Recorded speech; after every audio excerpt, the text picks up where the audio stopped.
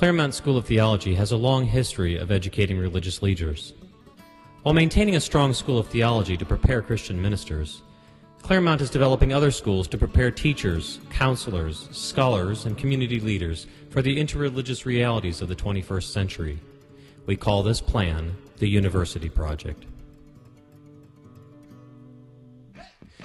Today, there is much xenophobia created from tensions across the world.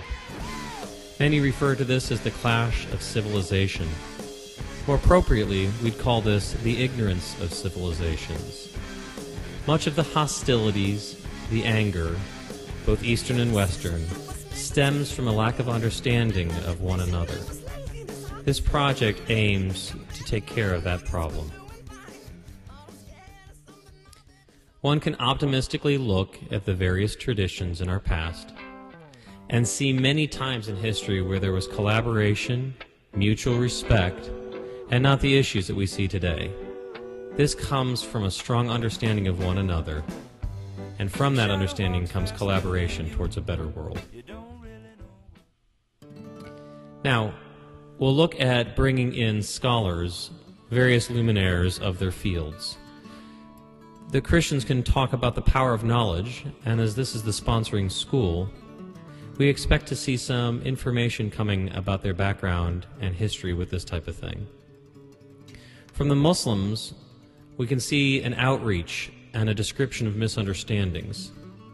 They can talk about the opportunities that are in front of us to break down the stereotypes and to come to understand the truth of the various traditions as opposed to what's commonly discussed in the press.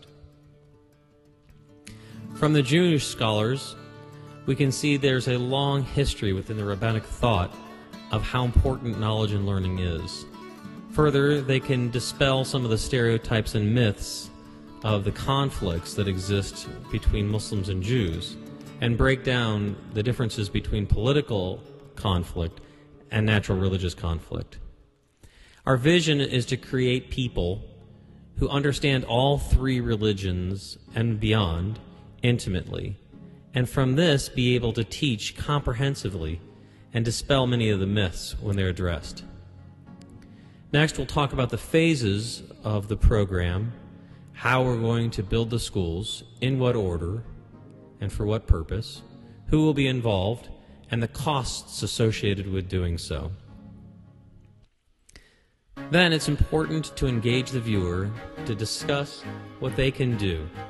It's especially important to show where they can support, volunteer, and especially donate associated with the program. And slightly we'll look for students and professors as well. Finally, we're going to draw upon the future and talk about the children who will be most affected by this.